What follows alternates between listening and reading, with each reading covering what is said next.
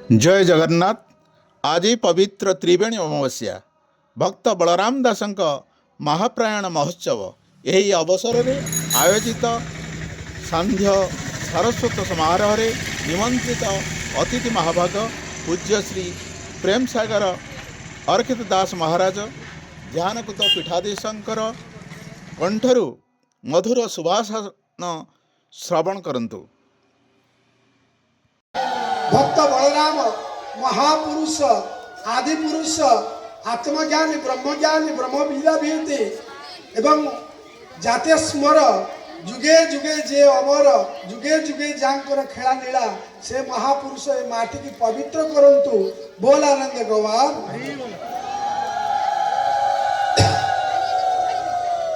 आजिर एई पंचसखा भक्त महापुरुष बलराम दास स्मृति संसद भक्त बलराम दास महाप्राण दिवस ये 18 जानुआरी 2026 रविवार पालन करुच्ची या पालनीय या क्यों कालू पालनीय हो आसुच्ची।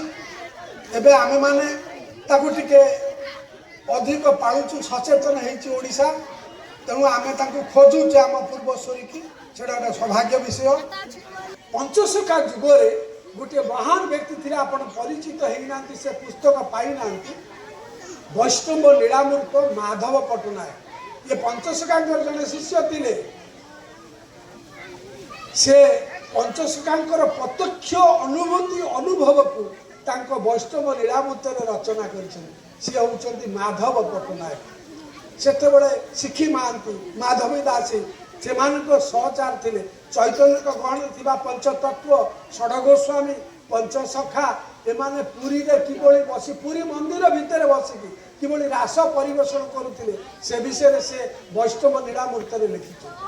आ अति स्पष्टीकरण देइचंती पंचसखांकर मौड़मणि महापुरुष अच्युतानंद जे नेमाल समाधि देइछि से महापुरुष तांकर पंचसखा उदय कहानी वर्णटिकार पंचसखांकर जाति स्मर चारि जुगर वर्णना अति स्पष्टीकरण देइछथि। एठी से बलराम दास किए आपण कहउथिले जे से शिवांश से तो मार्कंड ऋषि अटे हनुमान सुबल सखाटी द्वापरे जान बलराम दास कली रे हेले पंचसखा नाम प्रकाश कले।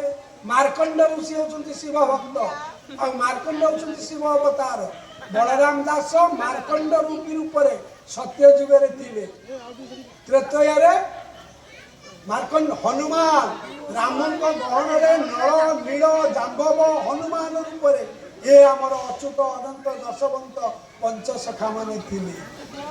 त्रेतया जुगरे रामंक गहन रे कहउथिले महाशय जे रामंक नुह तिहुड़ी गाई नुह रामंकर पाखरे नल नील जाम्बव हनुमान इत्यादि रूप जे धरी हनुमान मार्कंड ऋषि अटे हनुमान मार्कंड ऋषि शिवांश हनुमान मध्य शिवांश शंकर स्वयं केशरी नंदन।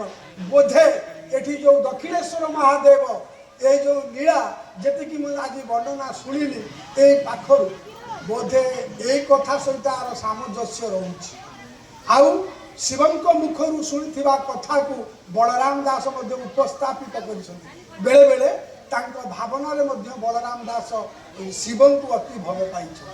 ए दृष्टि लक्ष्मी पुराण से समाज संस्कार वार्ता देते।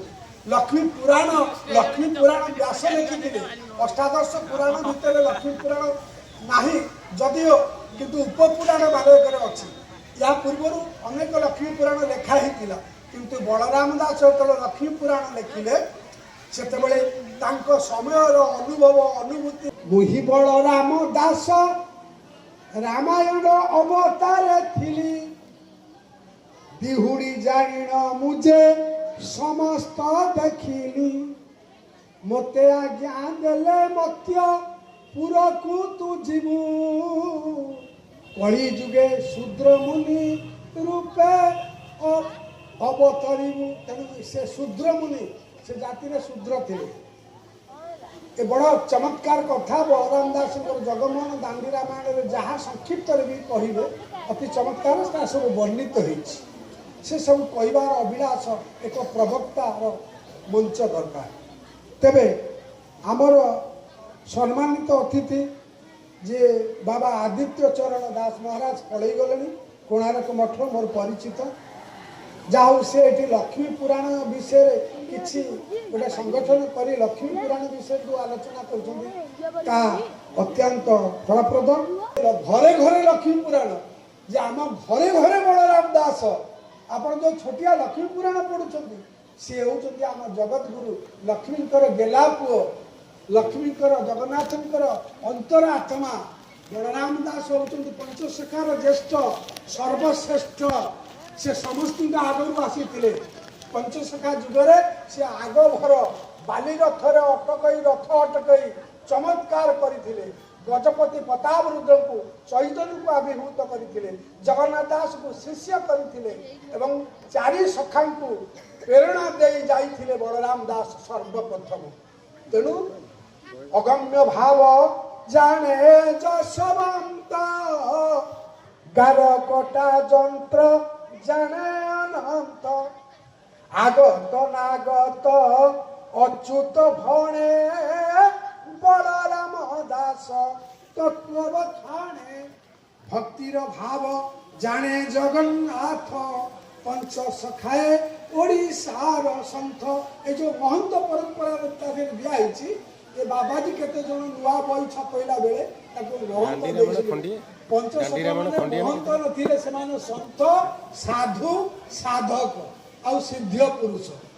तेणु मोहन श्रीनिरंजन जय जय नादि परम ब्रह्म अणाकार स्वामी श्रीनिरंजन परम ब्रह्म प्रभु परम ज्योति अरूप अवय परम ज्योति श्रीक्षेत्र शंखना विमंडल दारु ब्रह्म रूपे रत्नवेदी अनादि भक्त अरूपानंद अलेख अवय सचितानंद एकाक्षर रूप श्री जगन्नाथ चक्कानयन कालिया शांत नमस्ते देव नीलगिरीनाथ नमस्ते अनाथ जनकनाथ बहुत कथा ये दर्शन पंचशेखांकर एमिति भेजा अष्टादश पुराण रे संक्षिप्त अच्छी संहिता मानक कहते कपिला संहितार गोटे उदाहरण संक्षिप्त किंतु पंचशेखा दर्शन रे तत्व ज्ञान भक्ति आत्मज्ञान स्वर तत्व भरी रही मुक्तिर मार्ग अच्छी सप्तांग अच्छी अष्टांग अच्छी जोगलय अच्छी भक्ति अच्छी श्रेष्ठ भक्तर भी पंचशखा श्रेष्ठ योगी भी पंचशखा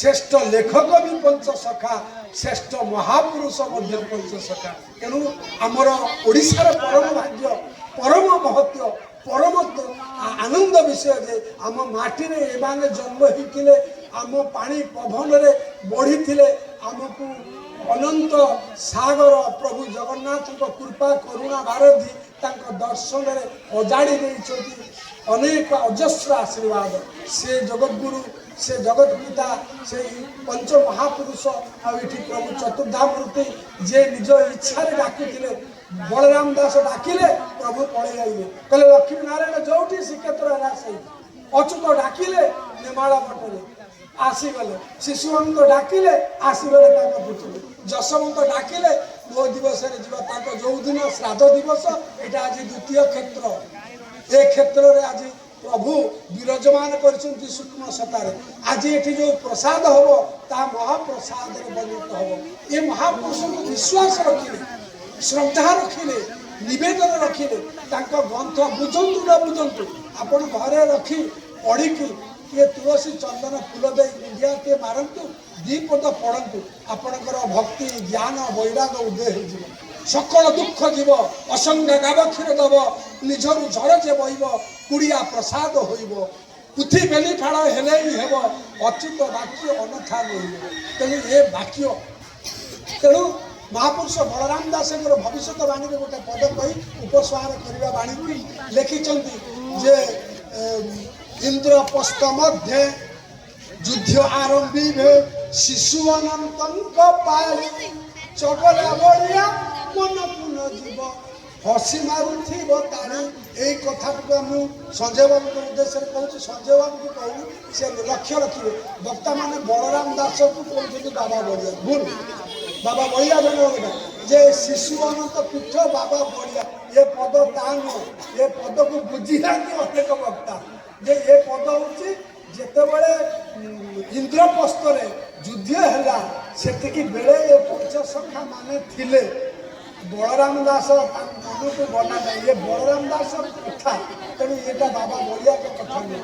ତେଣୁ ଯେମିତି ଶିଶୁ ଅନନ୍ତ ଲେଖିଛନ୍ତି ଗ୍ରନ୍ଥ ପୁରାଣକୁ ହାତ କରିଲେ ବି ଭକ୍ତଙ୍କ ବୁଦ୍ଧି ସରିବ। ସେ କ'ଣ ଗ୍ରନ୍ଥ ପୁରାଣ ନା ତତ୍ତ୍ୱ ଜାଣିଲେ ତୁଟେ ଭାନ୍ତି, ଯେତେ ପଢ଼ିଲେ ବି ସୁଦ୍ଧା ଯେଉଁ ତତ୍ତ୍ୱ ରହିଛି ସେ ତତ୍ତ୍ୱକୁ ଜାଣିବାକୁ ହେବ। ଦୁଃଖ ଆଉ ପରିତାପର ବିଷୟ ତାଙ୍କ ମହାପୁରୁଷଙ୍କର ସମାଧି ପୀଠକୁ ଦର୍ଶନ କଲି, ଖୁସି ହେଲି, ସଞ୍ଜୟ ବାବୁଙ୍କ ସାଙ୍ଗରେ ଗଲି, କିନ୍ତୁ ବାବା ଟିକେ କ୍ଷୁବ୍ଧ ପ୍ରକାଶ କଲେ। ମୁଁ ନିବେଦନ କରିବି ଏ ଗ୍ରାମାଞ୍ଚଳ ଭାଇମାନଙ୍କୁ, ସମାଧି ପୀଠ ମହାପୁରୁଷଙ୍କର ମୁଁ ଦେଖିଛି ଦୀର୍ଘ 30 ବର୍ଷ ପୂର୍ବରୁ ସେ ବାବା ବଳରାମ ବାବା ବହୁ କଷ୍ଟ କରି ସେ ପୀଠରେ ସେବା କରିଛନ୍ତି। ଆଜ୍ଞା ସାଧୁ ସନ୍ଥ ଦୁର୍ଲଭ, ଆପଣ କ'ଣ କରନ୍ତୁ, ଅନୁଷ୍ଠାନ କରନ୍ତୁ, କିଛି ଆଗାନ୍ତୁ, କିନ୍ତୁ ସାଧୁ ସନ୍ଥକୁ ଅମୂଳ ନିର୍ଦ୍ଦେଶ କରିବେ ନାହିଁ। ସାଧୁ ସନ୍ଥଙ୍କ ଦ୍ୱାରା ସମାଜର ସଂସ୍କାର ଆସିଥାଏ। ସାଧୁ ସନ୍ଥକୁ ବୁଝିବା କଷ୍ଟକର, ସେ ନିଜ ଜୀବନକୁ ସମର୍ପଣ କରିଥାନ୍ତି। ଏହି ଦୃଷ୍ଟିରୁ ଆପଣଙ୍କର ଏ ଅଞ୍ଚଳର ସମସ୍ତ ଭକ୍ତମାନଙ୍କୁ ମୁଁ ଧନ୍ୟବାଦ ଦେଉଛି। ଭଗବାନ ଜଗନ୍ନାଥ ପଞ୍ଚସଖା କୃପା କରନ୍ତୁ। ଏସବୁ ଅପୂର୍ବ ତତ୍ତ୍ୱ, ଭବିଷ୍ୟତ ବାଣୀ ଅପୂର୍ବ ତତ୍ତ୍ୱ, ଏଇ ଯେଉଁ ଆମେରିକାର ବର୍ତ୍ତମାନ ଦାଦାଗିରି ଦେଖାଉଛି, ଏବେ ଯେଉଁ ଦେଶରେ ପରିସ୍ଥିତି ରୁଷିଆ ସହିତ ଭାରତର ବନ୍ଧୁତା, ଏ ରହସ୍ୟମୟ କଥାକୁ ମହାପୁରୁଷ ଅମ୍ବିକା ମାଳିକାରେ, କାଳନିଗଣ୍ଠ ମାଳିକାରେ, ଶିବକଳ୍ପରେ, ଜାଇଫୁଲ ମାଳିକାରେ ଏ America, Russia, London, foreign, German, Japan କଥା ଲେଖିଛନ୍ତି। ଏ ବୈଜ୍ଞାନିକ ଯନ୍ତ୍ର ଅଞ୍ଚଳ ହୋଇବ ଏ କଥା ଲେଖିଛନ୍ତି। ଅଭିରାମ ପରମହଂସ ତପ ସହିତ ତୋପର ପରୀକ୍ଷା ହେବ ସେ ମଧ୍ୟ ଲେଖିଛନ୍ତି।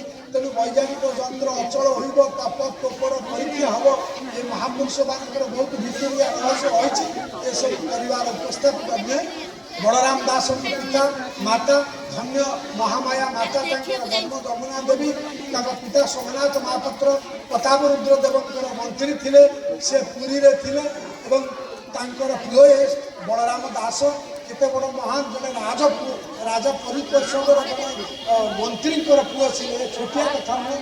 ସିଏ କେତେ ବଡ଼ ଯୋଗୀ ହେଲେ, କିଭଳି ଜନ୍ମ ହେଇଥିଲେ ଜଗଜନ ରୂପରେ, ଏଇ ମାଟିରେ ଏତେ ଲୀଳା କରିଛନ୍ତି, ଜନ୍ମ ହେଇଛନ୍ତି, ଏଇଠି ସମାଧି ନେଇଛନ୍ତି, ପୁରୀରେ ଖେଳାଲୀଳା କରିଛନ୍ତି। ଏସବୁ ତାଙ୍କ ଶାସ୍ତ୍ରର ବିଭିନ୍ନ ଭାବରେ ବର୍ଣ୍ଣିତ ହେଇଛି। ସେ ଆଲୋଚନା ଏକ ବିରାଟ ପର୍ବ, ତା ପାଇଁ ସମୟର ଆବଶ୍ୟକତା ଅଛି। ତେଣୁ ମୁଁ ଖୁସି ଆନନ୍ଦ ଏ ମାଟିକି ଆସି ଏ ମାଟିକି ପ୍ରଣାମ କରୁଛି, ଆପଣମାନଙ୍କୁ ପ୍ରଣାମ କରୁଛି, ଚତୁର୍ଦ୍ଧାମୂର୍ତ୍ତିକି ପ୍ରଣାମ କରୁଛି, ଗୁରୁ ଓ ପଞ୍ଚ ମହାପୁରୁଷଙ୍କ ଚରଣ ତଳେ। ପ୍ରଭୁ ଏ ଅଞ୍ଚଳର ଉତ୍ତରୋତ୍ତର ଉନ୍ନତି କରନ୍ତୁ ଏବଂ ଶେଷରେ ଆମର ଓଡ଼ିଶା ସାହିତ୍ୟ ଏକାଡେମୀ ସଞ୍ଜୟ କୁମାର ଛୁଆଳସିଂ ମହାଶୟ ମୋତେ ଏଠିକି ଅତିଥି କରି ଡାକିଥିବାରୁ ଆଉ ମୋ ସହିତ ଆଲୋଚନା କରି ମୋତେ ଏଠି ଡାକିଥିବାରୁ ମୋ ଗୁରୁକ୍ଷେତ୍ରକୁ ମୋ ଗୁରୁଙ୍କର କୃପା ସେ ଲାଭ କରନ୍ତୁ। ତାଙ୍କର ଚଲାପଥ କୁଶିବିତ ହଉ। ଜୟ ଜଗନ୍ନାଥ, ଜୟ ପଞ୍ଚସଖା, ଜୟ ବଳରାମ, ବୋଲ ଆନନ୍ଦ ଗୱା।